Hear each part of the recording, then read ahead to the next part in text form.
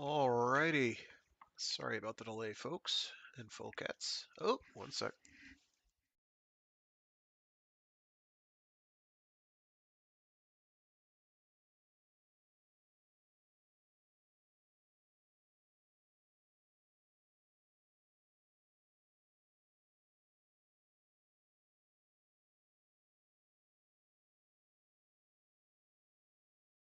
Sorry about that.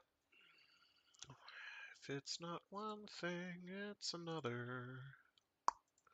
There we go. Alright, so today I'm doing something a little different. I'm reading from Interzone magazine. For those not in the science fiction pulp, no, Interzone magazine was gosh, when did they start? They started in the 80s. They're a European, mostly British, um, science fiction magazine. When did they get started anyway? Let's wiki that. Interzone. Oh, thanks for the formatting. Wiki, that makes it completely unreadable. Excellent. Magazine. Excellent. 82 is when they started. They come from the UK, printed by TTA Press, based in London and Leeds. Um, I don't know if they've shut down, but I think they're still going, aren't they? I'm not 100% sure. Possibly. At any rate, if there is a science fiction name, particularly from Britain, that got big in the 80s and 90s and early aughts, they were probably in Interzone magazine at some point. So they're kind of a big deal for the reasonably contemporary, um, what I would consider contemporary or modern science fiction, but now probably would not be considered contemporary or modern. At any rate, this is issue number 41 from November of 1990. Um, I'm going to be doing some excerpts. I'm probably not going to read the whole thing, though it does have Bruce Sterling on cyberspace, which I think will be a thrilling read. We'll see how much time I have when I get done the two stories that I want to get done. So give me a sec to get a little water in me. I'd also kind of like to read the David Brin interview. Um, so I got this. There's a archive, massive archive of this and other pulps, pulp magazines like Astounding Science Fiction and a bunch of others that are on archive.org. Um, highly recommend checking that out. I have not posted the link, though I suppose it might not be a bad idea. Um, things that you'll notice are pictures, images. It's very cool stuff. Uh, and they help add to the scene, as it were. So this is the cover. I'm not 100% sure what's going on here in the cover, but it looks cool.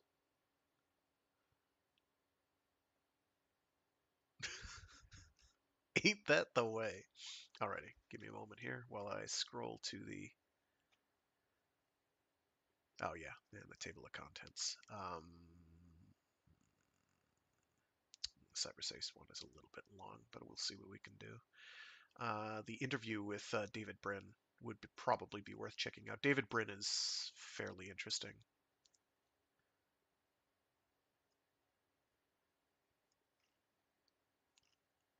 I think he's interesting, but what do I know? Okay.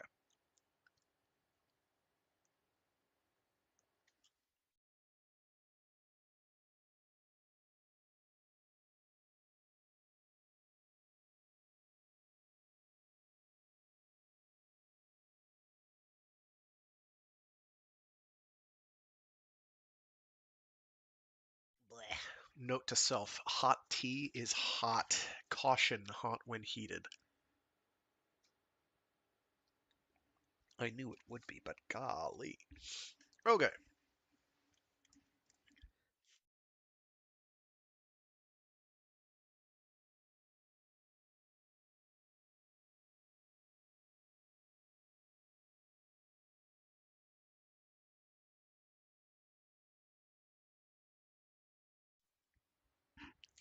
D.GO by Nicholas Royle. The ad campaign was a teaser, but the first posters to appear went up on notice boards outside churches. Within 24 hours, they were appearing on roadside hoardings and end terraces. I thought at the time they might have made an error in targeting the churches first and then tried to cover their mistake before anyone noticed. The poster was simple and direct, yet obscure. D.GO. The letters were printed in large, bold type with that curious full point between the D and G. I tried not to take much notice when the posters began to spread. On buses and trains to work, I overheard fragments of conversation. "Have you seen those posters?" "Yes. What?" "End of the street. Why do—" "I know what it's all about." "Whoops. Know what it's all about?" I heard little that wasn't ambiguous, and became no clearer in my own mind. Within a few days, D.GO posters appeared on the underground, mingling with the ads for depilatory creams and temping agencies. Full-size posters hit the platforms like ads for a new movie that had no credits and needed no cast. On the top decks of buses, notices warning of impending cuts and cancellations of Sunday services now had to vie for space. Even the newspaper I had favored for several years lost one of its pages each day to the campaign. I came home from work one day to find on my doormat a leaflet bearing no information other than the too familiar message. If there had been an address, I believe I would have returned it to them, with a note deploring the waste of paper. That evening was jazz night at a pub not far from where I lived. I had recently become a regular attender. When I arrived there after a light supper, I saw discreetly affixed to the glass in the door a leaflet identical to the one I had received. The trio didn't sound quite as together as usual, even though I drank beyond my usual limit. Walking home, I realized I was staring at the windows of the houses I passed. My unconscious suspicion was confirmed. At least half of the properties I scrutinized were giving their support to the D.GO campaign. Despite my relative intoxication, I decided to get in my Beetle and drive outside the neighborhood to see if the leaflets had been given wide distribution. 10 miles north, I was still seeing them in half of the flats, and, when I got further out, houses I drove past. Gloomily and with careful attention paid to the speedometer, I drove back to the tangerine shadowland of the inner city.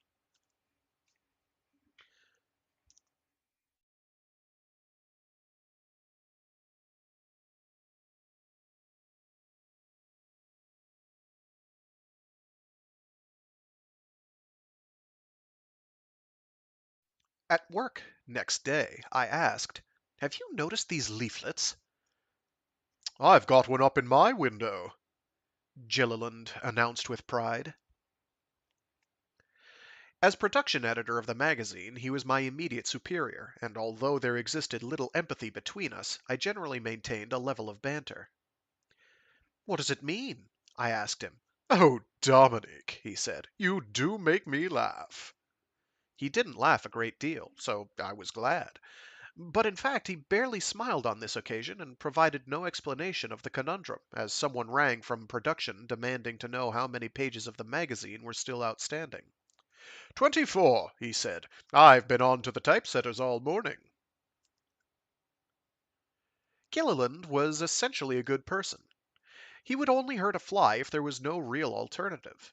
So why did he and I never get beyond a superficial working relationship? Was it just his slightly bossy manner and pedantry, or did I object more than I realized to his transparent piety? There was an ad meeting. Gilliland gathered up his sheaves of paper and bustled out of the office, dumping a pile of proofs on my desk as he went.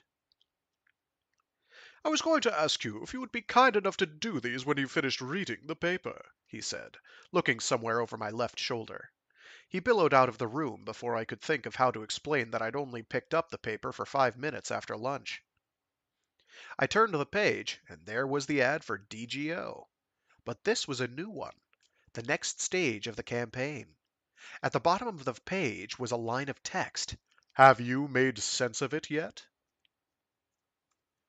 I stuffed the whole newspaper into the bin, even though I hadn't finished reading it, and reached for the first proof on top of the pile. I worked until 5:20 p.m. and then left, although Gilliland had not yet returned. Ad meetings did not normally go on longer than half an hour. I wondered what could be causing it to go on so long. Not that it needed concern me. In the production process of the magazine, my role was that of drone. In the underground, they had already replaced all the old posters with the new ones, which asked me if I'd made sense of it yet. I scowled and moved around people to get to the middle of the carriage so that when a seat became available, I would get it. Commuters hanging from straps swayed as the train rocked through tunnels. Within my section of the car, there were 10 slots for ads, and 4 of them were occupied by D.GO. Have you made sense of it yet? I wondered if I was alone in finding the insistent query insolent in the extreme. I called in at the Asian grocer's and was amazed to see the leaflet stuck in the window behind his head. I had only ever thought of him in the context of his small but colorful newspaper, and the card he had in the glass door barring school children in groups of more than 2. Now he was lending his support to this campaign, laying his business open to a boycott by shoppers like myself who could easily walk the extra 5 minutes to the supermarket. I decided to make this my last purchase as I waited behind a large man in a shiny suit one size too small. At home, the doormat presented me with yet another leaflet.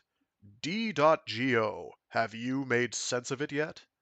Still no address. I crumpled it up and threw it in the bin. I didn't often watch the television, so when I switched it on for something to do and saw D.GO advertised in 2 consecutive commercial breaks, I was incensed. Walking to the pub, I felt sure there were more leaflets stuck in windows than the night before. It was like election time in a one-party state. Voters were either unquestioningly loyal or they were being coerced. Over the weekend, I saw the first car stickers. D.GO, have you made sense of it yet? In hundreds of rear windows lining the main arterial routes to the DIY superstores. I drifted towards an antiques and crafts market I often visited at weekends. The market attracted followers of alternative lifestyles, people who refused to go with the general flow. I sought reassurance and should have known to expect disappointment. The Triumph Heralds, Ford Anglias, and VW Carmen Gias that crawled up the main road were between the different sections of the market. Whoops. The Triumph Heralds, Ford Anglias, and VW Carmen Gias that crawled up the main road between the different sections of the market were bedecked with stickers. The ethnic shops and vegan restaurants carried the leaflet in the corners of windows. In the lanes of the market itself, goths, punks, skins, and all kinds of fashion victims wore button badges bearing the legend D.GO. My individuals were as sheep-like as the masses whose conventions they shunned. I passed a stall selling the badges. In the crowd around it was a tattoo. Whoops. In the crowd around it was a tattooed man, stripped to the waist. His ears were pierced in a dozen places. On his shaven head were tattooed the letters D.GO. He was buying a badge. I hurried on, less than eager to see where he might pin it.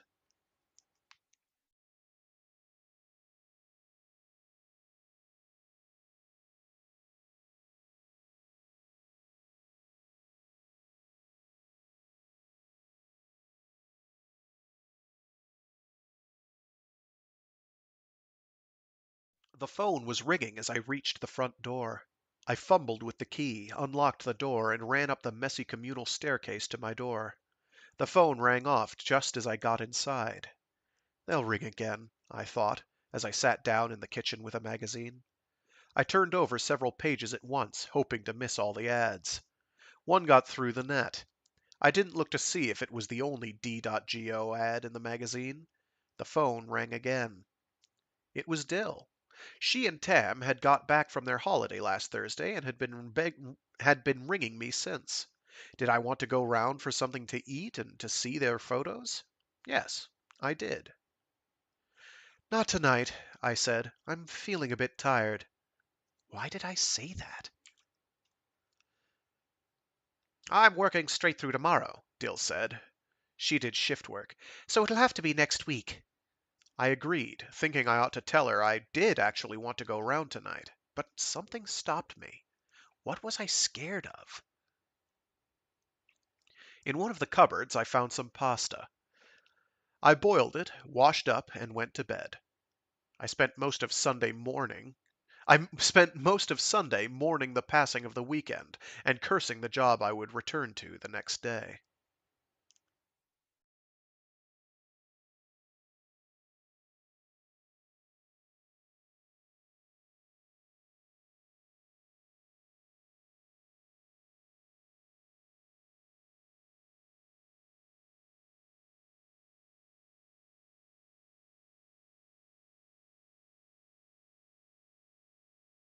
Jackie did the round of the in trays, giving us all copies of the issue we'd put to bed 2 weeks previously.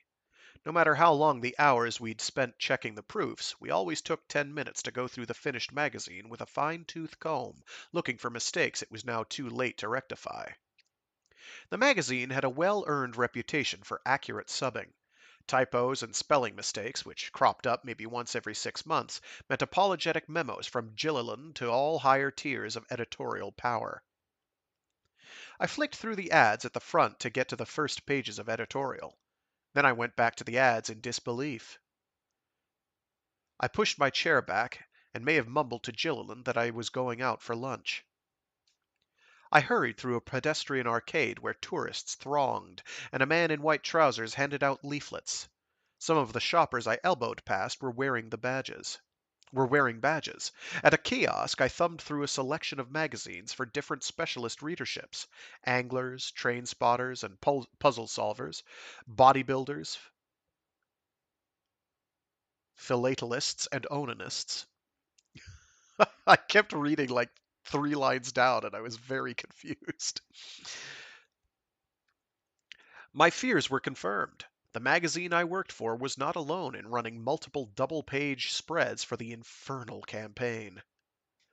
Crossing streets choked with buses and taxis, all emblazoned with the same ad, I returned to work. My head felt as though it was being hard-boiled as I tried to concentrate on the endless proofs and galleys. The sentences seemed longer than usual, and I lost the sense constantly, so that I had to reread whole chunks. I'd like to get as many of those off today as possible, Gilliland said the following morning, indicating the proofs on my desk. I was only halfway through them. It's the deadline for first proofs, you see. I saw. I'd tried ringing Dill and Tam the night before, but there had been no answer. Dill could have been doing another late shift, and Tam often went out to clubs. If Dill had been at work, then she should be at home now, I thought. I picked up the receiver and punched in the number. It rang unanswered. I bent over the proof again. What was the article about? I didn't even know. If it couldn't hold my interest, then why should it interest the reader? In fact, on reflection, that was probably a good sign. The faithful readers would be enthralled, and one of them would notice if I got a comma in the wrong place. She would write in to tell us she had spotted the mistake as if it were a competition. And suddenly I knew that reader would have a leaflet stuck in the bay window of her semi. Dominique, it was Gilliland, you should find the art department and have finished the layouts for some of those proofs. Oh, you should find the art department have finished the layouts for some of those proofs. Yes, I said in a low, controlled voice. In the art department, I stopped by the paste-up board next to the window and stared at an A4 photocopy of next month's cover. I felt the blood drain from my face. Where were the cover lines? Where was the masthead? Where was where was the cover picture? I felt someone standing next to me. "What's this?" I asked. When I looked at Bob, I saw he was pulling his jacket on, possibly about to go out for lunch. There was a small badge on the lapel. What do you think? He quipped. It's next month's cover. It looks good, doesn't it? I couldn't agree. Unable to return to my desk, I went and sat in the secretarial office for 10 minutes. I told Jackie and Liz Ann I had a headache. Just a few days previously, I would have told them what was wrong, but now I was scared to mention the campaign in case they might reveal their own support for it. The editorial department operated on a strict hierarchy. If I had any kind of complaint, I should take it to those directly above me in the pecking order. But this kind of submission was just that. I would go to Gilliland or the next above him, and the problem would generally be defined out of existence by a curious placebo of words. The symptoms wouldn't reappear till half an hour later. In this way, the editor was never troubled with the human failings of her underlings. And yet, she said, her door was always open. I knocked on the closed door and listened. Come, Said a leather upholstered voice. I began to make excuses for my intrusion. Dominic, She interrupted me. I was quite impressed by that. She knew my name. what's the problem? I suppose, from her side of the vast desk, watching me perch on the edge of an armchair, there had to be one. How long have you been with us now? She asked before I could continue. 6 months? 7 months? 18, I said. Taking in a deep breath, I explained what I had just seen in the art department. She nodded at intervals, even grunted when the extent of my concern seemed to call for it. Presently, I realized I'd gone on for far too long. Her eyes had glazed over behind her designer frames. I came to the crux of my argument. We never run ads on the front cover. How many times had I heard a variation of that in response to my suggestions for changes in magazine content or procedure? We never do that. We never do this. We never do that. The magazine had found a successful formula and was sticking with it. Change was a dirty word. So why the sudden change of heart? She wasn't listening to me. I floundered and fell silent. Distracted, she asked, Was there anything else? in desperation, I repeated myself. We never run ads on the front cover. A look of puzzlement flickered across her face. Her hands began shuffling papers, and I thought it might be time to leave. Her coat was hanging on a hook on the back of the door. I tried to get a look at the lapel on my way out, but couldn't. But she was hardly the kind of person to be wearing a button badge, whatever the cause. I raced through the remaining proofs, forcing myself to concentrate on the words. If I didn't do it, Gilliland would have to. Gilliland would. Bleh. If I didn't do it, Gilliland would have to, and I didn't wish that on him.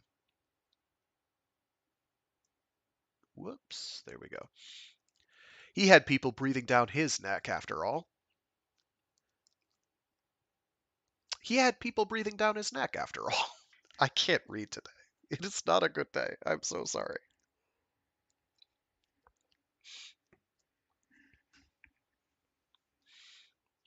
Going home, I was bombarded with thousands of ads on walls, vehicles, and people. Like the cover of the magazine, they all represented the next stage of the campaign. The solution of the anagram. God. Period. Just that. God. With the full point at the end of the word.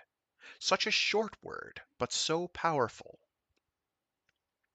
Later, I drove to Dill and Tam's. I parked in the street below their flat and looked up at the windows. Although there were several leaflets in the row of terraces, none could be seen in my friends' windows. They seemed pleased to see me at last, took me upstairs, and offered me a choice of drinks. "How's work? You've got to see our holiday photos." Lots of pictures of mountain passes and gingerbread chalets, wind-blown lakes and yellow trams. Never really fancied Switzerland, I said, looking closely at the ads on the side of the tram. They passed inspection. I began to relax a little. Tam made some coffee and Dill dragged out a board game. We played for an hour. Tam won. Dill and I decided he had cheated and should make us all more coffee.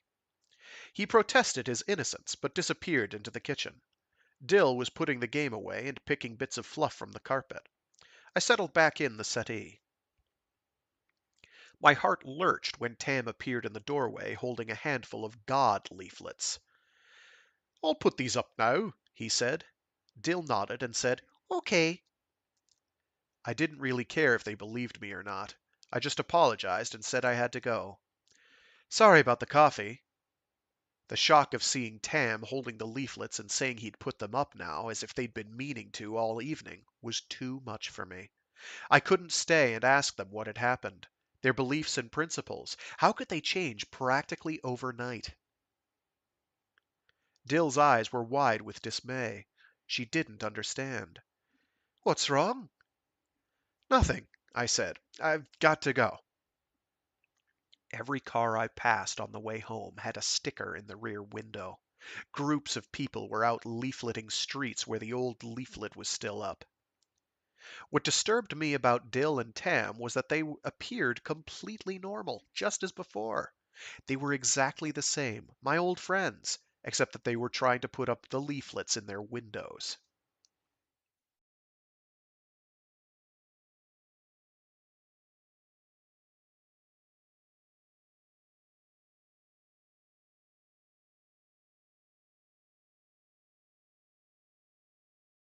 I didn't go to work and ignored the phone when it rang at 9:30 a.m. When it stopped ringing, I disconnected the plug. Later, the doorbell rang. It was unlikely to be anyone from work, and, needless to say, I expected no visitors. I pulled back the curtains and peered down into the street. A fair-haired man was looking up at me. I grimaced and let the curtain fall. The bell rang again. I hesitated in the kitchen, then quietly opened the door onto the communal stairs. On the mat were 2 or 3 leaflets. Seized by rage, I ran down the stairs and pulled open the door, prepared to chase after the man, if necessary, to give him back his literature. But he was standing on the step, smiling. "What do you want?" I asked brusquely. "To give you a leaflet for your window. You don't seem to have one." "No, that's right. I haven't got one, and I don't want one." I snatched up the ones already delivered and stuffed them into his hand. Surprisingly, he let them fall onto the pavement. He took 2 more from a plastic shopping bag and handed them to me. "No," I said. "I'm not interested. Haven't you got the message?" He appeared momentarily confused. "Look," I changed tack, but still aggressive. "What's the big idea with this campaign? Why is everyone falling for it?" Immediately I felt I shouldn't have asked the questions. They made me vulnerable. The man's lost look had vanished and he was smiling at me again. Then I noticed a small crowd was gathering behind him, murmuring. "Take a leaflet in case you change your mind," he said, folding it into the palm of my hand. I sidestepped him to face the others. I tore the leaflet into quarters, and then again. "Take your leaflet," I said as I threw the scraps of paper like confetti over so many smiling brides and grooms, "and fuck off and leave me alone." Their smiles creased into concern, instead of the condemnation I would have preferred.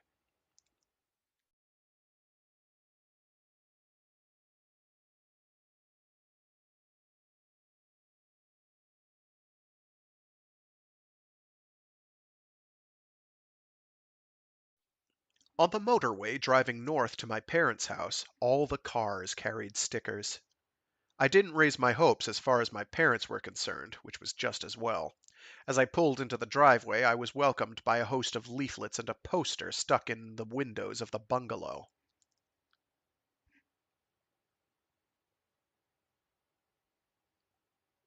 I could no longer be surprised, even though my parents, like Dill and Tam, had never been religious people.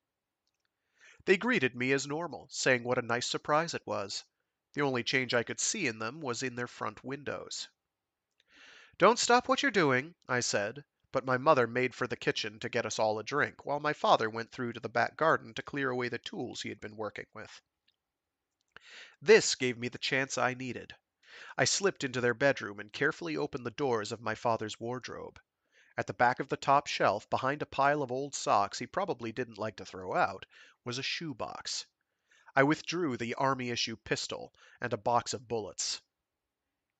Wrapping the pistol in my handkerchief, I put it and the bullets in my jacket pocket. I replaced the lid on the box and returned it to its hiding place.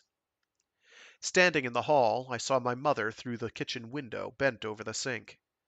And through the picture window in the living room, I could see my father pushing the lawnmower up the garden towards the shed. For a moment I hesitated, a great lump constricting my throat. But I knew I couldn't stay. My eyes alighted on the door to my old room. I very nearly reached out my hand to open it. As I backed the car out of the drive, my mother's face emerged around the front door. Her mouth fell open. I throttled down and swung the wheel around as I hit the road. I looked up the drive as I slammed into first and screeched away. A look of panic on her face. She was running. It hurt terribly to drive away. I felt conspicuous on the motorway, the only car without a sticker. I wondered if I should get one just for pretense, but quickly rejected the idea as cowardly. I had the gun now for protection. Drivers turned to stare as they overtook me. I wasn't sure if they would do that normally. I moved to overtake an articulated lorry which was struggling up a slight incline in the inside lane. I drew level with the cab, where a God sticker was affixed. Then the Arctic Then the Arctic gained speed. I accelerated but couldn't even catch up with the cab. I was conscious suddenly of a slight dimming of the light inside the Beetle. I steadied the wheel and checked the mirrors. A huge Arctic was coming up on the outside. We had reached the top of the hill and were coasting. There were cars behind, leaving me too little space to brake and let both lorries pass. The one on the outside now drew level so that I could see the sticker in his cab window. He pulled ahead a few yards. My foot was on the floor, but we were going downhill. They had the speed and the weight. I jabbed my horn repeatedly, but I doubt if they even heard it. Drivers behind began to get impatient, sounding their horns as well. Turbulence buffeted the Beetle as I fought to maintain a straight line in a gap which seemed to be narrowing. The lorries towered overhead, plastic side flaps beating in the wind like pterodactyls. Were they closing the gap, or was it my imagination? I couldn't see any trace of white lines. I was freed when the lorry on the outside found itself blocked by a Metro doing 65 in the outside lane. He braked and I overtook the Metro on the inside before switching to the outside lane and spurring the Beetle to go faster. The Arctic in the slow lane made no attempt to give chase. I saw in my rear view both lorries now in the inside lane, one having overtaken the other, which may have been all it was trying to do all along. I rubbed my forehead with the sleeve of my jacket, pulling at the weight in the pocket as I did so. Slowing down to 75, I returned to the inside lane myself.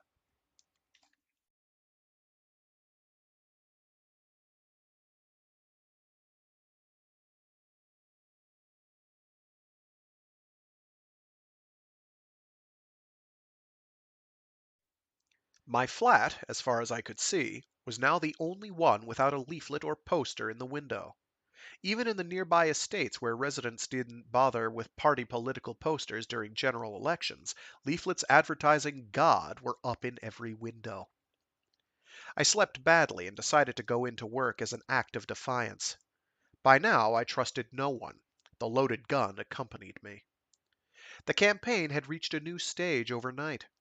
Fresh hoardings had been erected wherever there was space. My heart skipped several beats as I read the new message. God, he is coming. There was a buzz of excitement on the train, fed by the people crammed around me, strangers united in anticipation.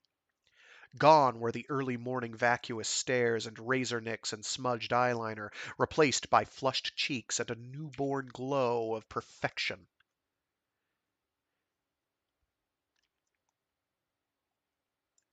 If they were all about to meet their maker, I was surprised not to see some signs of dread or last-minute repentance. They were supremely confident. The atmosphere was electric in its magazine editorial. Gilliland was radiant.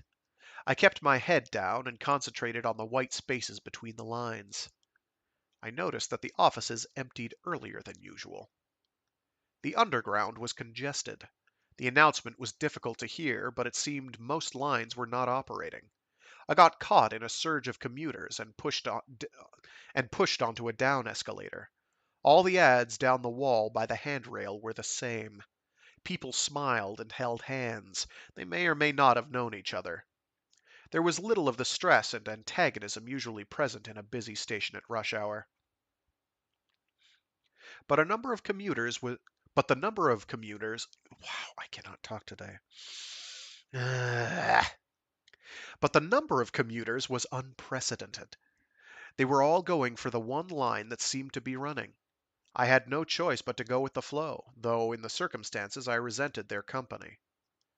On the platform I craned my neck looking for the exit, but it was serving as an entrance with hundreds of people streaming through it. I wiped my forehead. The jacket collar irritated my neck, and the weight of the pistol was causing my shoulder to ache. But I felt safer with the jacket on than I would if I took it off. A uniformed official announced that the next shuttle was approaching, and we should stand back. I couldn't move an inch. I had to board the train and jammed up against someone's lapel badge. I twisted my body to face the other way and felt close to fainting.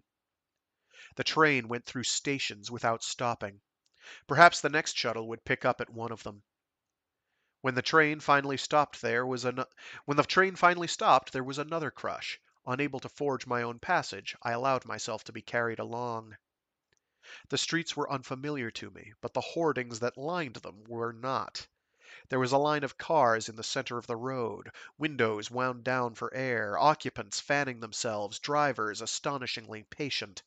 The rest of the roadway and both pavements were slow rivers of pedestrians, all flowing in the same direction. Tributaries joined from side streets, which meant I couldn't escape down one. Signs told me we were heading for the stadium. I thought to myself that, vast though it was, it would never accommodate all these souls. Soon its cream towers reared above my section of the crowd. As we passed beneath the outer structure, the pack loosened a fraction, but I knew I couldn't go back. The streets were impassable. Funneled through a narrower passageway, I was pressed right to the edge. Again, impossible to turn around, but I could go sideways. There was a door in the wall several yards ahead. The crowd moved slowly. Finally, I was there. The handle turned. I disappeared.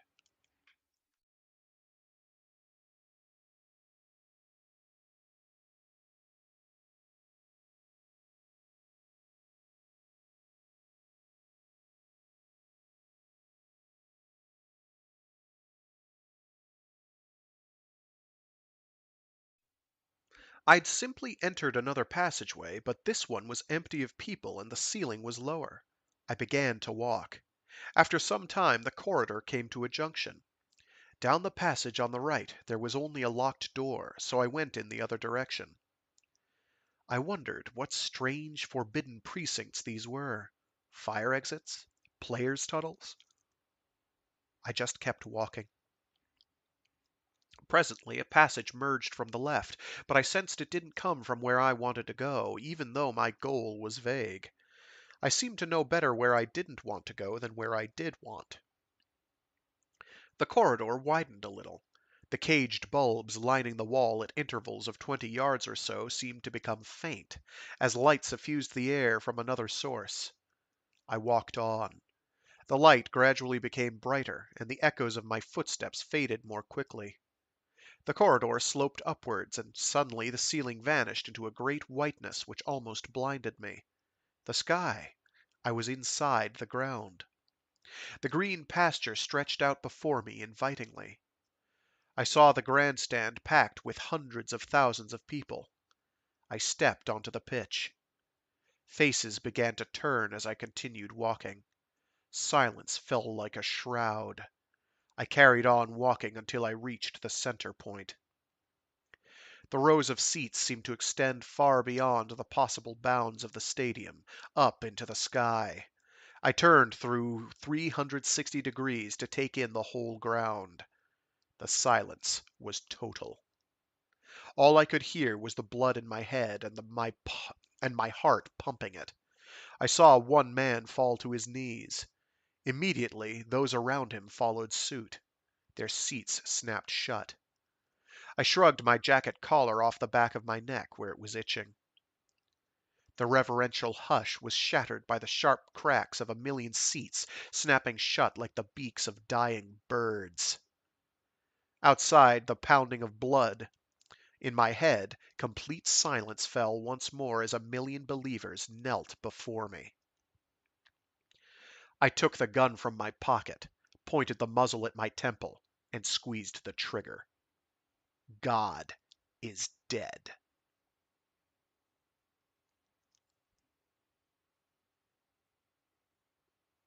And on that downer note, that was D.GO by Nicholas Royle, who, incidentally, wrote The Sculptor's Hand, a much praised story which appeared in our issue number 32. His last contribution to these pages was the horror tale Negatives in Interzone 35.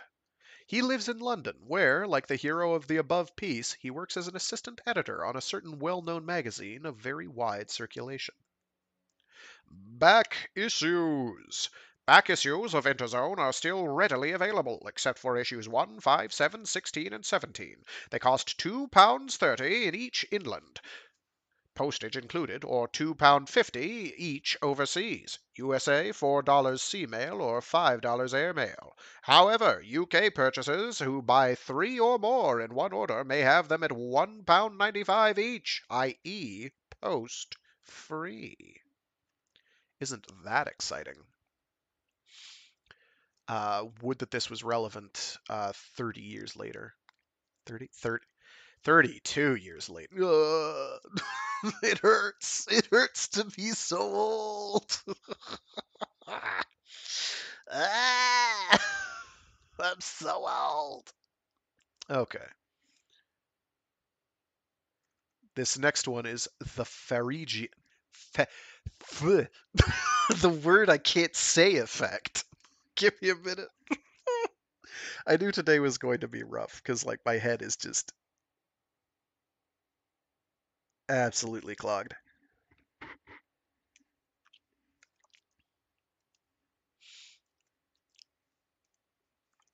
But it's illustrated with that nice pointillist style. I recognize that art. Ian Byers? It's almost a familiar name. So this is the next one I wanted to do, and we'll see how I'm doing for time after this is done. This one isn't super long, I don't think. Give me a minute here.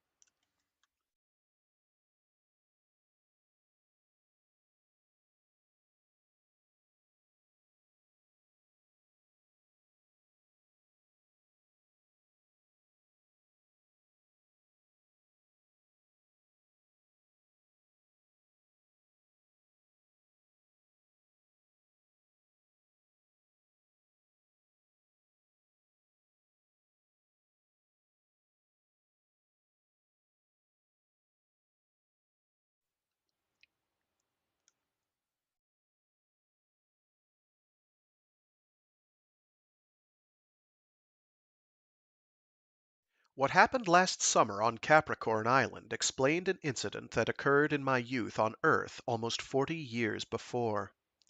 We are all prisoners of circumstance, shackled by an imperfect understanding of experience. Sometimes it takes an event, or a series of events, to shed light on the mysteries of the past and free us from ignorance, misapprehension, and, in my case, guilt. I was down at the club when I first heard about her. It was early evening, and 6 of us were sitting on the balcony that overlooked the red sands.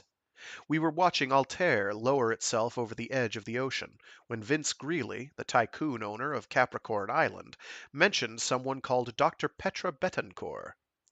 She was due to visit the area for a few days, direct from Earth. Someone asked, with a colonist's peevish mistrust of all visitors, what she wanted on Addenbrooke. I interrupted. Bettencourt? The name's familiar. Oh, she's quite well known on Earth, Greeley said. She's with the Orly Institute in Europe. But I hadn't been to Earth for over 5 years, and I was sure I'd heard the name in association with Addenbrooke. She wants to do some work on the island. Thing is, he said, I'll be busy over the next few days, or I'd show her around the place myself. We stared into our drinks in imitation of men who had failed to hear the last remark. That last remark. I've noticed that those with position and power seldom make direct requests. Ben, are you doing anything with yourself these days? I'd sold my gemstone shop a few years ago and settled into retirement. My days, despite Greeley's assumption otherwise, were full. I spent long hours cutting the occasional stone for my own pleasure, and the rest of my time at the club, and I resented his brash attempt at recruitment. Then I recalled where I'd heard the name before. As a matter of fact, you're in luck, I told him. I've just finished the stone I was working on. Good man. I'll see you about it later.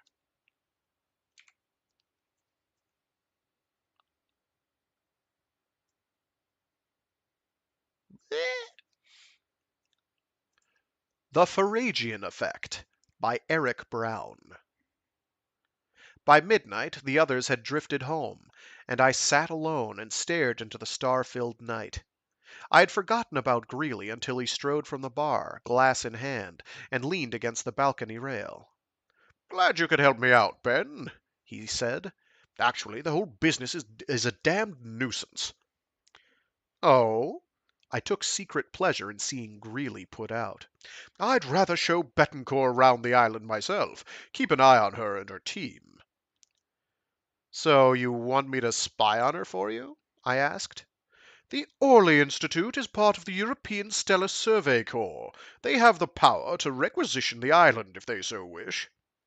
He swirled his drink pensively. Isn't Dr. Bettencourt the doctor of Jean-Pierre Bettencourt? I asked him then. Captain of the Marcel Proust? Or is that Proust? It's Proust. She is? I thought so. He finished his drink. Clearly he hadn't thought so at all. Anyway, they arrive in McKinley tomorrow noon. I'll arrange for you to meet them and drive them over. Later, when Greeley left, I nursed my drink and thought about Dr. Petra Bettencourt. Why, I wondered, was she investigating the site of one of her father's planetary bleh.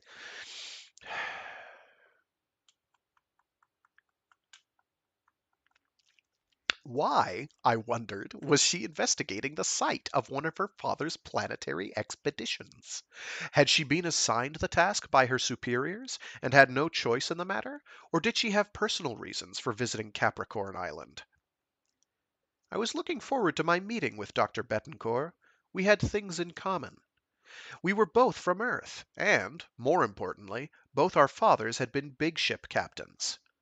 I wondered if I would be able to bring myself to speak of my father, or if my guilt would silence me as it had done for so long.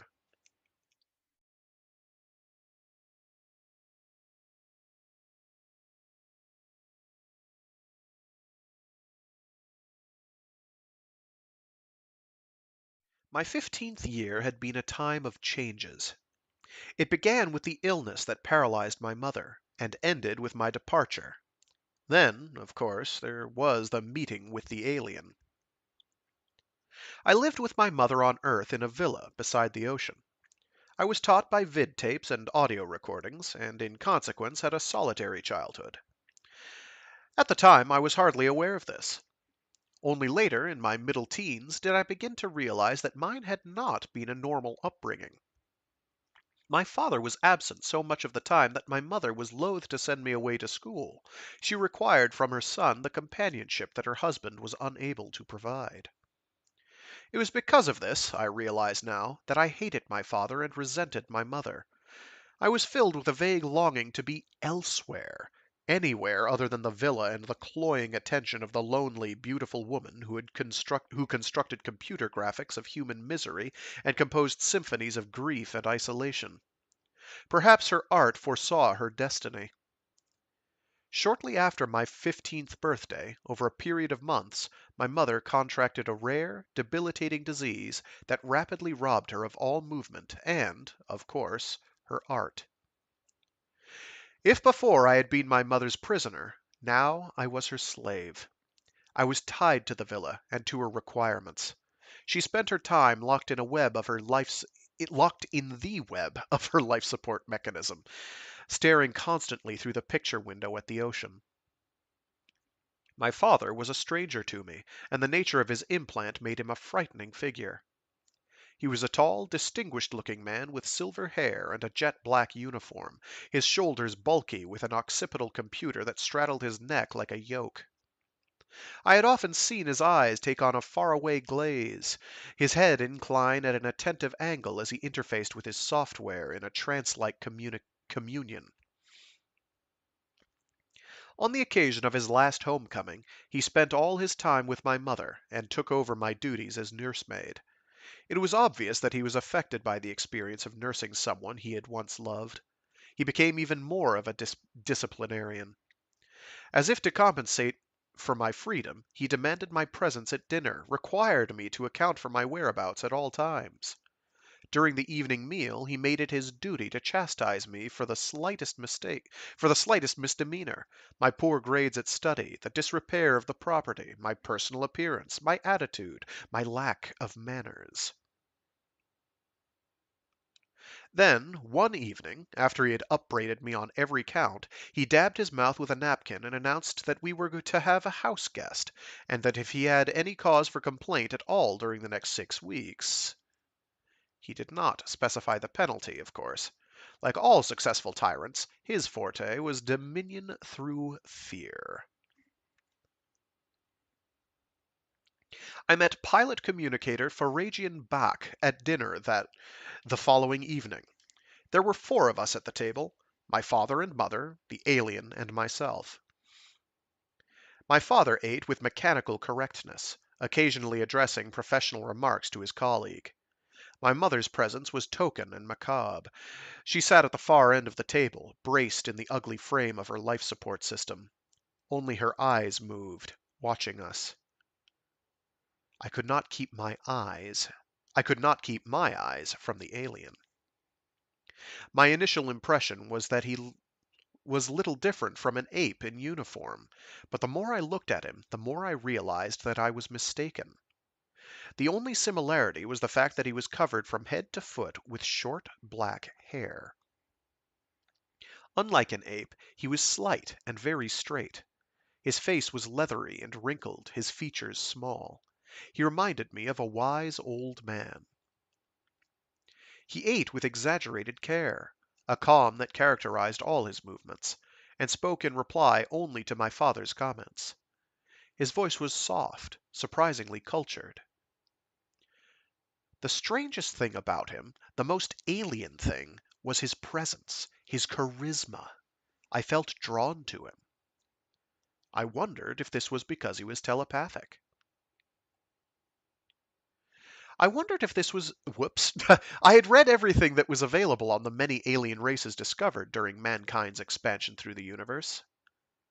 Pharagean Bach. The first name was generic. He was from the core world Phara. The second, an abbreviation of his clan name, was one of the hundreds of his kind employed by the Terran big ship lines to pilot the ships and facilitate communications between the stars. Pharagians could contact each other instantaneously over thousands of light years, and every big ship had an alien pilot communications officer. Bach worked on my father's ship, the El Dorado. Over the weeks, as my father locked himself away with my mother in a show of devotion that I see now as tragic, but which struck me then as morbid, the alien chose to spend more and more time with me.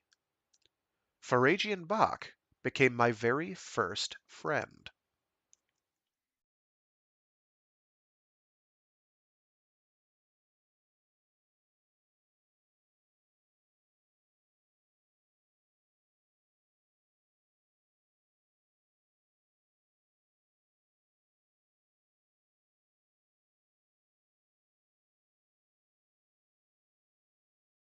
The morning after my conversation with Vince Greeley, I took his ground effect truck and drove the 100 kilometers down the coast to McKinley.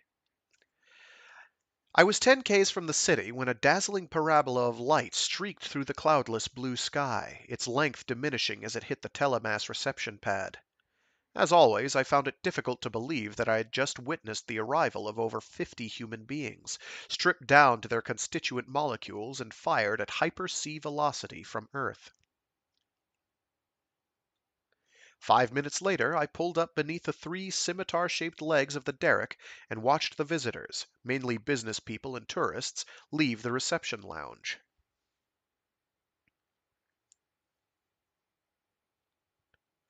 When a tall, blonde woman emerged, followed by half a dozen men in casual dress, I climbed from the truck and crossed the parking lot.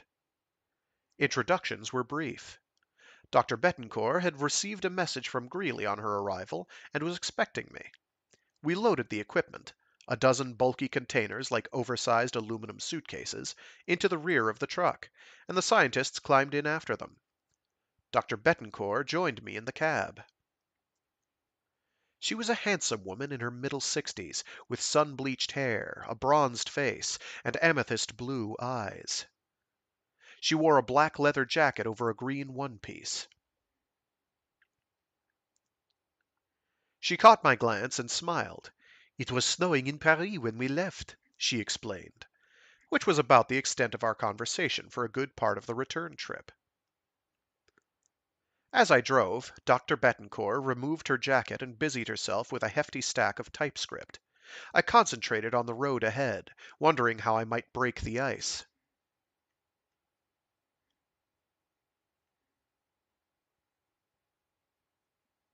Blech! I have to scoot it so it's visible. It doesn't page down all that well. It doesn't do what I want. If I resized it, it wouldn't be an issue. 2 hours later, we crested the slight rise overlooking the perfect circle of Magenta Bay, and I indicated the ocean and the distant landmass that was our destination. "Capricorn Island," I announced. Petra Betancourt stared through the windscreen, a slight smile, as if of satisfaction, on her lips. I drove through the settlement, down the beach, and onto the ocean with hardly a jolt to indicate the transition from sand to sea. As we approached the low-slung forested the low-slung forested island, I gestured ahead. "Just what do you hope to find there?" I asked casually. My question brought her from her reverie. "Oh, we are doing a little research, Monsieur Henderson. We should be finished in 2 or 3 days." She smiled at me, and I could not tell if her reply was an intentional misunderstanding or the result of being so immersed in her own thoughts. Once we reached the island, I drove, as instructed, to the meadowed plateau that reared above the surrounding forest. I had suggested we take a break, but Betancourt vetoed the idea, impatient to begin work. I followed the crude track that Greeley's dozers had gouged through the forest, preparatory to developing the island as a tourist haven. The track terminated abruptly 10 meters below the plateau. I lowered the truck to the ground. "This is as far as we go, I'm afraid. We'll have to finish the journey on foot." We unloaded the truck and hauled the equipment through the forest. An hour later, we had the silver cases stacked on the edge of the verdant meadow. Dr. Betancourt strode to the highest point on the island, stood with her hands on her hips, and gazed around. "This is fine!" she called. "Set the equipment up here." For the rest of the evening, until sunset, the scientists unpacked the cases. One group erected the hemispherical domes that would serve as sleeping quarters, while another, under Dr. Betancourt's supervision, set up the equipment. I hovered at the edge of the plateau, feeling conspicuous by my very inactivity. I half expected Dr. Betancourt to tell me their work was classified and that I should return to the truck for the night, but she seemed too intent on her work to pay me any attention. When Altair slipped into the ocean and darkness descended, the scientists stood around in groups, chatting among themselves. Dr. Betancourt stood alone, regarding the vast circle of apparatus. To my untrained eye, the dozen sleek, silver objects might have been laser cannons. They were aimed into the night sky at 45-degree angles.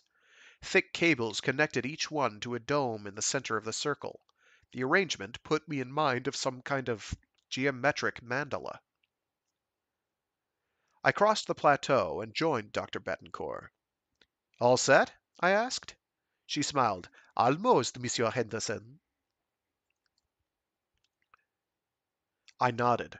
She seemed reluctant to offer much else. I felt uneasy in her presence. She regarded the equipment and seemed unaware of me, much as she had during the journey here. "Wasn't your father Jean-Pierre Betancourt?" I asked at last, "captain of the Marcel Proust?"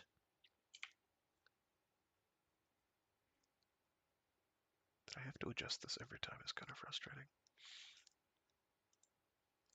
She stared at me, her eyes bright in the gathering twilight.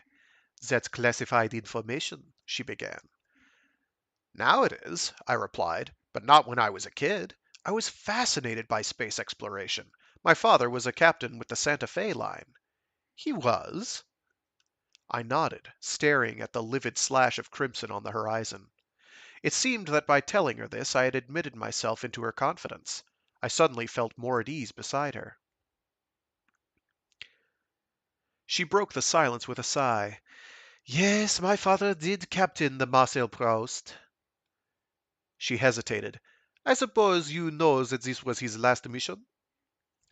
No, I must admit I didn't. I assumed, then, that this had been his last mission before retirement. "Is all this," I gestured at the circle of apparatus, "something to do with that mission?" She nodded, began to say something, and then stopped herself. I received the impression that she was in some emotional distress. I glanced at her in the darkness, but all I could make out was her silhouette against the stars. At length she excused herself, and joined her colleagues beside the largest dome. I made my way back through the forest to the truck. I climbed into the back of the vehicle, unrolled a foam form, and arranged my sleeping bag. Then I lay and stared through the clear cover at the stars.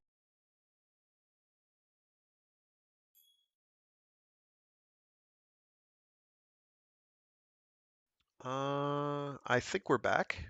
Yes, maybe. Maybe we're back. Possibly.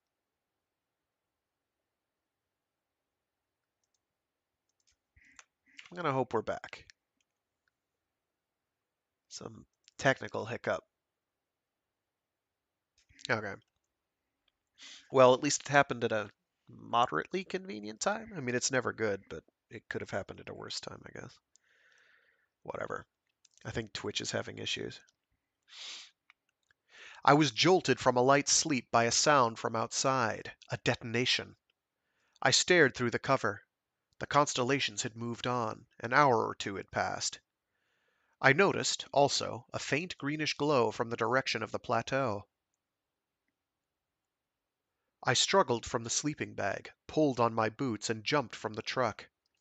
In the night sky above the plateau, like a schematic representation of the landmass below, was a 360-degree wheel of laser lights, green spokes probing the darkness as far as the coastal margins of Capricorn Island.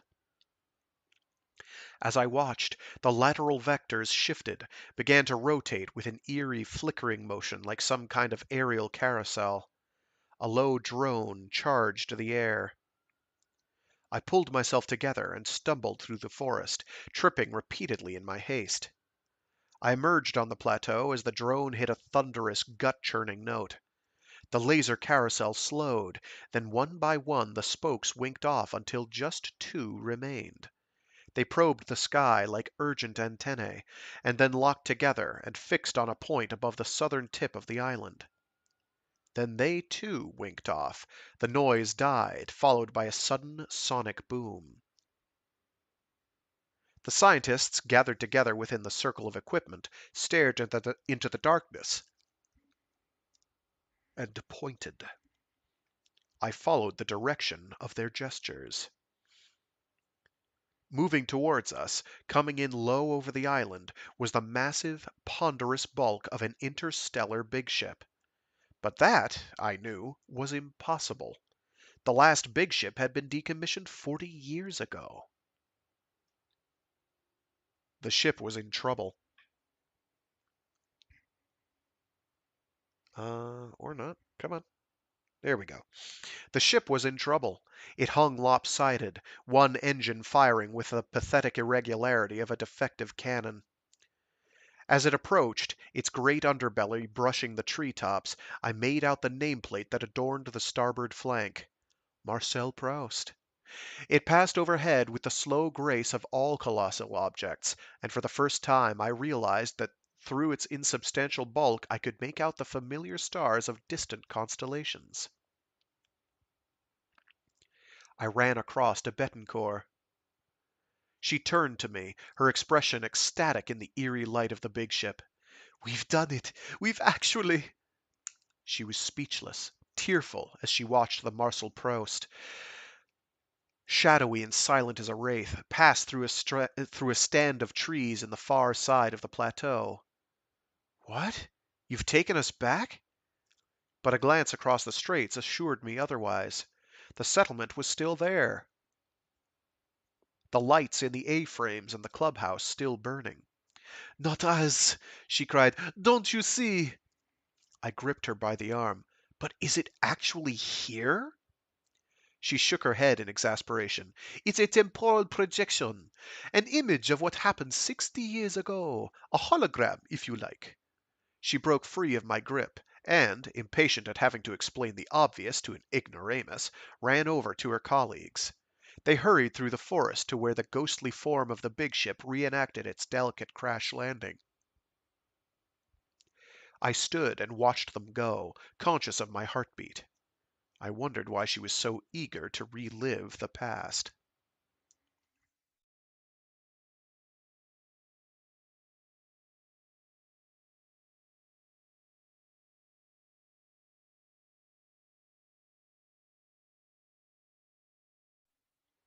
The alien and I had taken to strolling for hours along the sea-firmed margin of sand, and I spoke to Bach as I had spoken to no one before. In less than a week I was due to leave home and start university in Vancouver, and it was as if the proximity of my release allowed me to speak for the first time of my relationship with my father. I told Bach that of my mingled hatred and respect, of my futile wish that he had remained on Earth during my youth, like other fathers. I told him that my father had become an emotionless monster, a mere adjunct of his occipital implant, whom I could not bring myself to love. As I spoke, I could feel Bach inside my head, as if attempting to see behind my frustrated, youthful, imperfect articulation. From time to time he nodded, asked me gentle questions.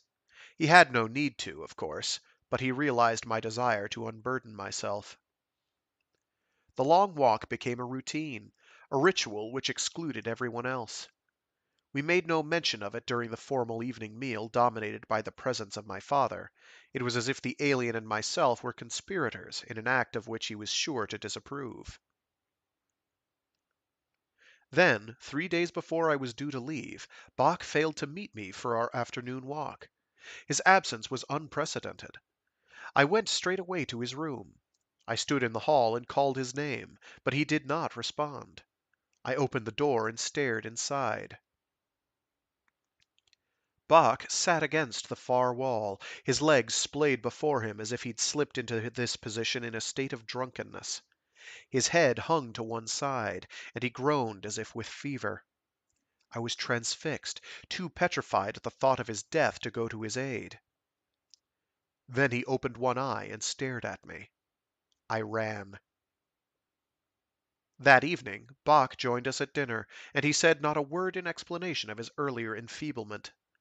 The following afternoon he joined me on my walk along the beach, and I could not bring myself to whoops. And I could not bring myself to question whoops. And I could not bring myself to question him. There we go. I keep misreading lines and reading the next one down. As always, we concluded our walk by sitting together on the jetty that extended its sun-warped, dilapidated frame into the shallows. We watched the big ships take off from the spaceport down the coast, then shimmer as they phased into the nada continuum.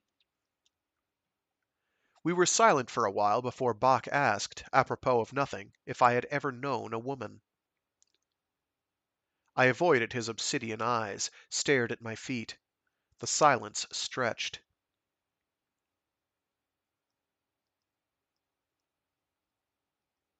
Beneath our dangling legs, the lazy sea sucked at the barnacled pillars of the pier. His leathery palm touched my shoulder. "Neither have I, Ben," he smiled, "though on my planet it is a little different." He proceeded to tell me that his kind experienced a calling, a time of mating, perhaps a dozen times throughout their lives. Suddenly, and without warning, they would be summoned by the cerebral love song of their distant partner. They knew not who until they arrived on Phara for the consummation. At the time of a calling, a Pharagean would do anything in their need to return to their home planet. So intense the desire, so alluring the siren song of the mate. Individuals had been known, Bach said, staring at me, to go mad if prevented from making the homeward pilgrimage. Only later did I wonder if this was Bach's way of asking me for help.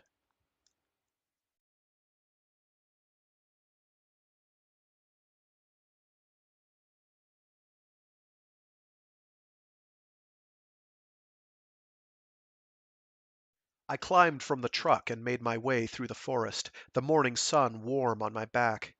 The plateau was deserted but for a lone scientist in the central dome, bent over monitoring equipment. I crossed the clearing and climbed down the steep, forested slope. The phantom shape of the Marcel Proust, the Marcel Proust, occupied a cleared step 50 meters below the plateau. As I approached, I noticed that the ground and shrubs in the immediate vicinity of the big ship had been brought forward, too, creating a blurred image similar to the photographic effect of a double exposure. The scientists had set up shop beside the ship, ready to record the historic occasion with shoulder cameras. It seemed that they had little to do other than watch and wait. Petra Betancourt stood alone by the ship's entry-exit ramp, her fingers pressed to her lips as if in prolonged astonishment. She glanced at me without a word, then returned her attention to the ship. In the triangular entrance I made out a dozen indistinct forms, their suited bodies bisected by the distant line of the horizon. Then they moved down the ramp, insect-like in gray skin suits and ponderous domed helmets sprouting antennae. Between them they tugged a small trailer, floating at waist height on nullgrav discs. They stepped from the ramp and came towards us. I cried out involuntarily and stepped back. Dr. Betancourt laughed. "It's quite all right. They cannot see us." As she spoke, a figure passed through her without pause. The scientists filmed the group's progress as they walked alongside the flank of the ship. One of the landing party jacked into the carapace, and a segment of the ship folded down on cantilevers. Then they lifted tools from the trailer and clambered over the exposed drive machinery. I sat on a nearby rock and watched the show. For the next few hours, while the ship's mechanics worked on the defective engine, a dozen surveyors emerged on hover scooters and took off around the island. Two riders headed across the straits, disappearing abruptly as they passed beyond the range of the temporal retrieval field.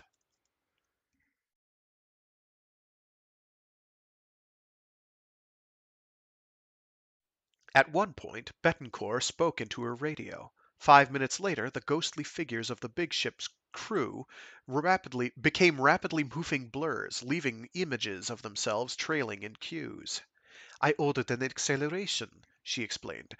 "They were here almost a week. We don't have that long." When the acceleration ceased, perhaps 100 of the crew were gathered round the obtruded engine. One of the mechanics was addressing them, but of course we could hear nothing. The miracle of the projection did not extend to the reproduction of sound. It occurred to me that there were other events in history more worthy of reenactment than the unspectacular landing and repair of the Marcel Proust. I said as much to Bettencourt, phrased it a little more diplomatically. She glanced at me. "The system is in its experimental stages," she said. "In fact, this is the first time it has ever been tested. As it was developed by the Orly Institute, I suggested that an event in European space history should be investigated." I shrugged. "But why this?"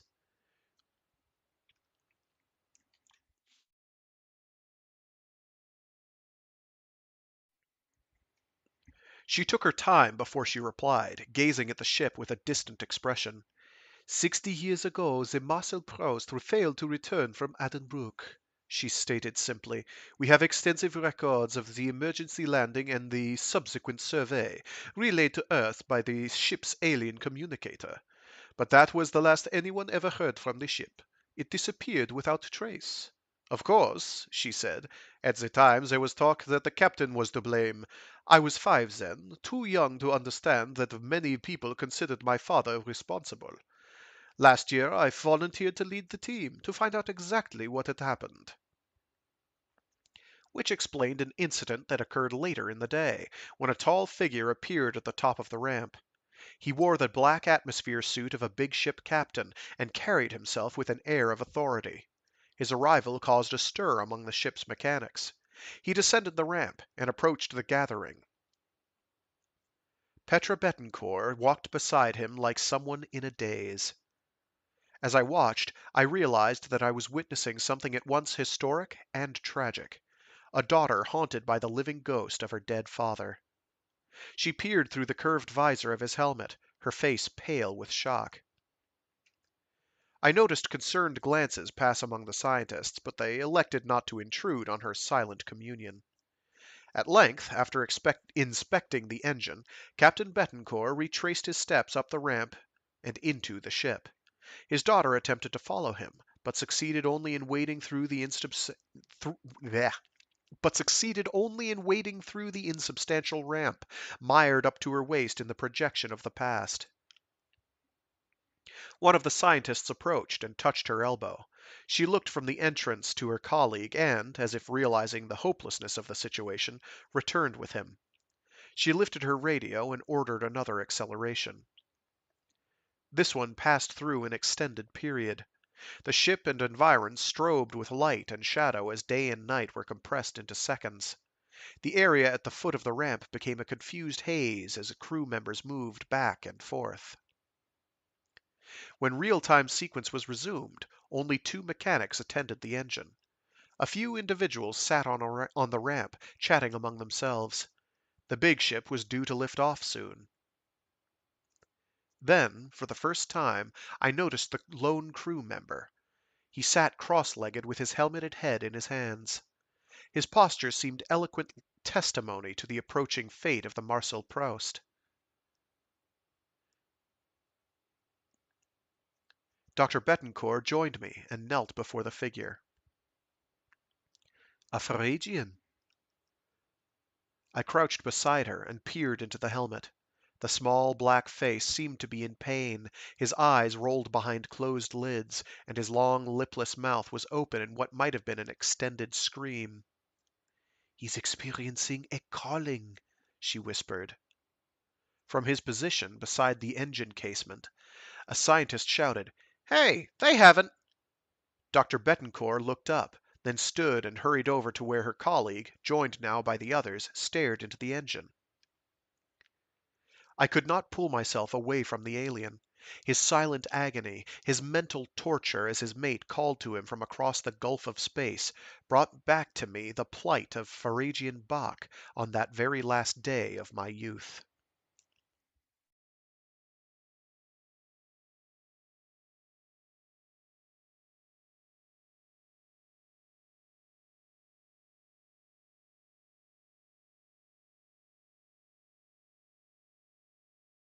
On the afternoon before I left to study xenogeo- On the afternoon before I left to study xenogeology at Vancouver I am so sorry. This has not been a good day. On the afternoon before I left to study xenogeology at Vancouver University. There we go. Bach had suffered another attack, as I thought of it at the time. After lunch, I went along to his room to see if he wished to accompany me on a final walk. I was filled with sadness at the thought of our parting. I wanted to tell him how much I had enjoyed his company. Bach pulled open the door before I could summon him, pushed past me, and staggered down the corridor. He seemed delirious, and I was at once concerned for his health, and loath to approach him. I had related to Bach as to a human being, and he was at his most alien and unknowable when undergoing an attack. I caught up with him. "Bach?" He stared without seeing me. "Don't let them follow me, Ben. I need time." Then, before I could question him, he stumbled from the villa. I watched him set off along the coast road and wave down a passing cab. He climbed aboard and moved off in the direction of the spaceport. From somewhere in the villa, my father's occipital computer chimed a sequence I had heard only once before, when he had been summoned urgently by the Santa Fe line. I ran back into the house and found him in the lounge. He was standing by the window, something immobile and statuesque about his posture. His implant, the visible collar that cradled his skull, was flashing in sequence. Within seconds he emerged from his trance and stared at me. "Tell Bach I wish to see him." I I was suddenly petrified of my father, and of the part of him forever unknown to me. "Well?" "He left." "We have to find the alien," he said, and there was something in the way he pronounced "the alien" that sent a chill down my spine. I stammered, "Why?"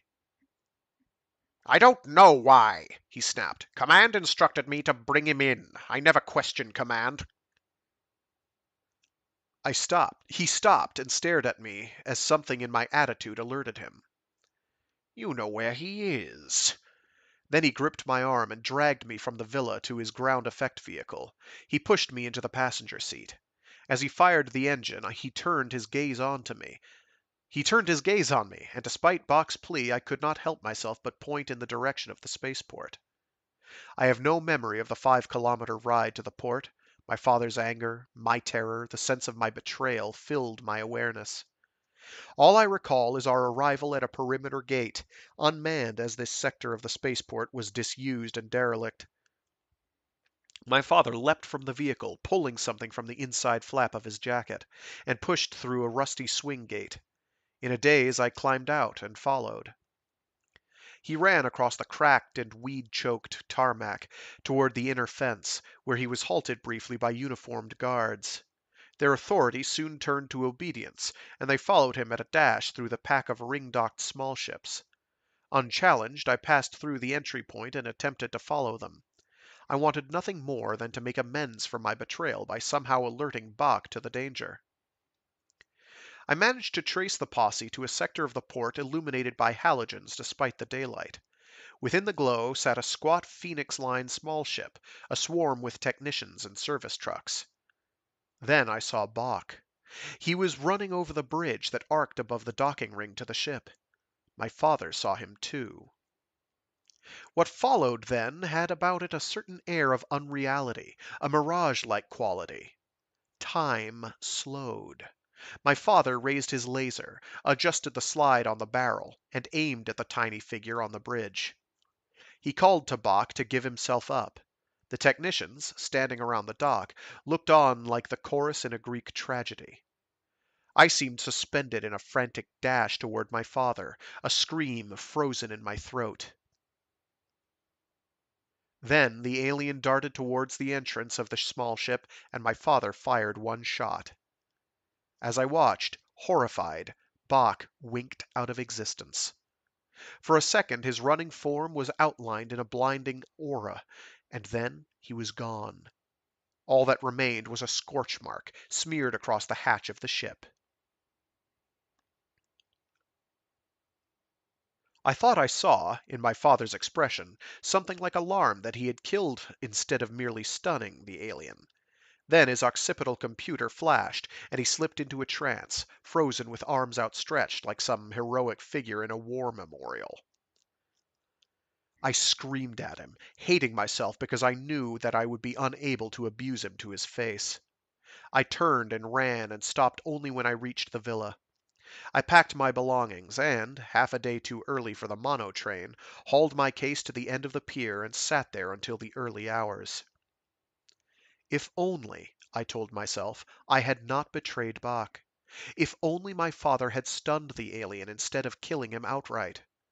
Along with my own guilt, I assumed the burden of my father's, for I knew that he would be unable to blame himself. At one point, I gazed up at the stars.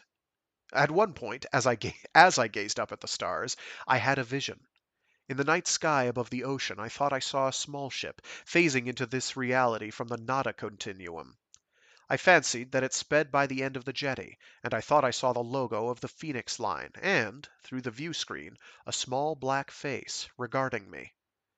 Then the ship disappeared back into the nada continuum, and I ascribed the vision to wishful thinking, hopeless romanticism, the consequence of my grief and my guilt. I left at dawn and never saw my parents, and never again saw my parents. Within the week came the news that scientists had made a breakthrough with the teletransference system, and soon all the magnificent big ships, the captains and the city-sized crews, would be things of the past. I tried more than once to discover the reason for the attempted arrest of Bach, and in doing so learned that all information concerning the Pharagians was classified. They had been held on Mars for more than a year, then returned to their homeworld under a strict bill of quarantine, and I didn't find out why until that day many years later on Capricorn Island.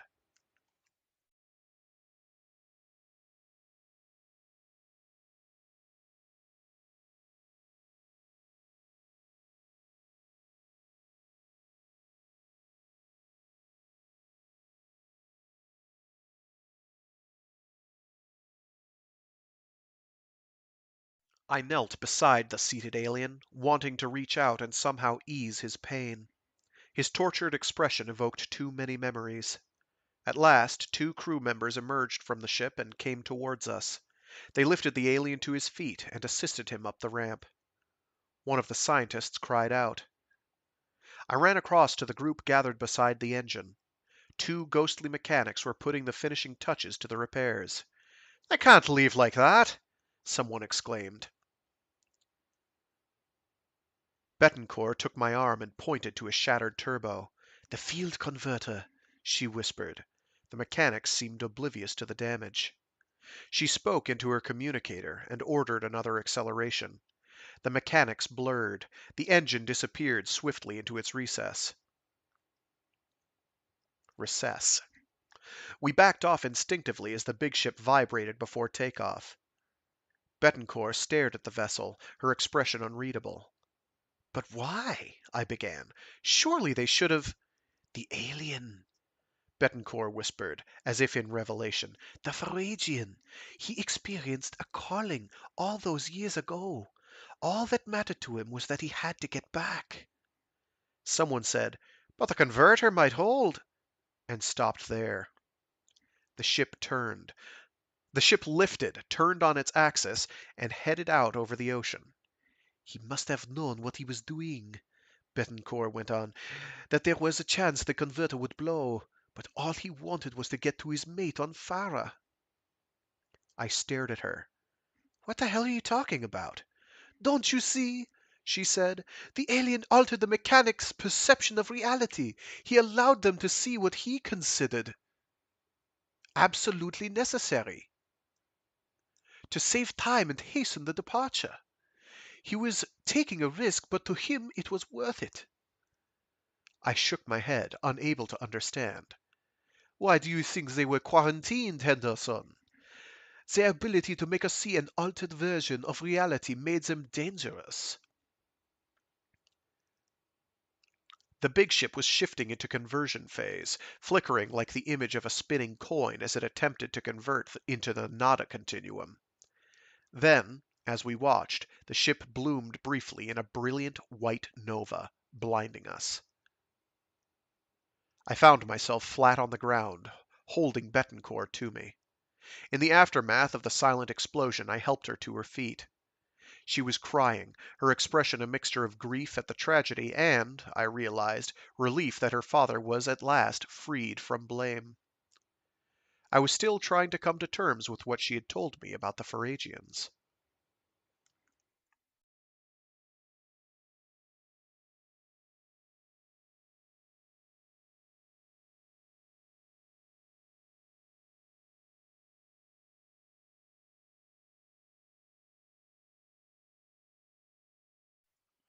That evening I left Capricorn Island and drove across the straits to Magenta Bay. Betancourt and the scientists had almost completed their research, and in the morning I was due to drive them back to the telemast station at McKinley. I could give Vince Greeley the good news that they had no further need of the island. I pushed through the swing doors of the club, bought myself a drink, and carried it to the balcony. I watched the sunset and considered what Petra Betancourt had told me. The more I thought about it, the more I became convinced. The Pharagean Effect did indeed explain certain key events of that fateful day 40 years ago. I remembered the atmosphere of unreality about the incident at the spaceport, and my father's alarm when it transpired that he had killed the Pharagian instead of just stunning him.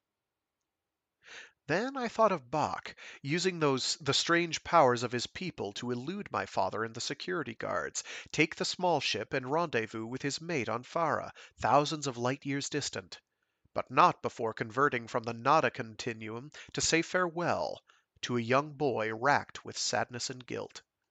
I recalled the vision I had seen on the last day of my youth, and raised my glass to Bach.